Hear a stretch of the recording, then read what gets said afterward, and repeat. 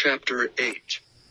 And God remembered Noah and every living thing, and all the cattle that was with him in the ark. And God made a wind to pass over the earth, and the waters assuaged. The fountains also of the deep and the windows of heaven were stopped, and the rain from heaven was restrained. And the waters returned from off the earth continually, and after the end of 150 days the waters were abated. And the ark rested in the 7th month, on the 17th day of the month upon the mountains of Ararat. And the waters decreased continually until the 10th month. In the 10th month, on the 1st day of the month, were the tops of the mountains seen.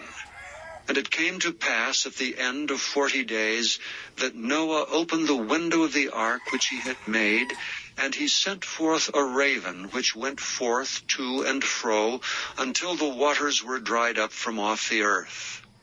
Also he sent forth a dove from him to see if the waters were abated from off the face of the ground.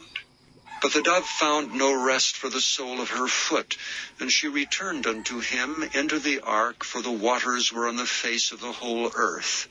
Then he put forth his hand and took her, and pulled her in unto him into the ark. And he stayed yet other 7 days, and again he sent forth the dove out of the ark. And the dove came in to him in the evening, and lo, in her mouth was an olive leaf plucked off. So Noah knew that the waters were abated from off the earth. And he stayed yet other 7 days, and sent forth the dove, which returned not again unto him any more. And it came to pass in the 601st year, in the 1st month, the 1st day of the month, the waters were dried up from off the earth. And Noah removed the covering of the ark, and looked, and behold, the face of the ground was dry. And in the 2nd month, on the 27th day of the month, was the earth dried. And God spake unto Noah, saying, Go forth of the ark, thou and thy wife and thy sons wives with thee.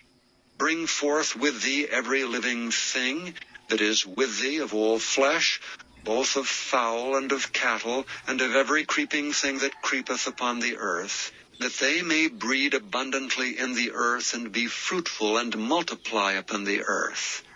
And Noah went forth, and his sons and his wife, and his sons' wives with him, every beast, every creeping thing, and every fowl, and whatsoever creepeth upon the earth after their kinds, went forth out of the ark. And Noah builded an altar unto the Lord, and took of every clean beast, and of every clean fowl, and offered burnt offerings on the altar.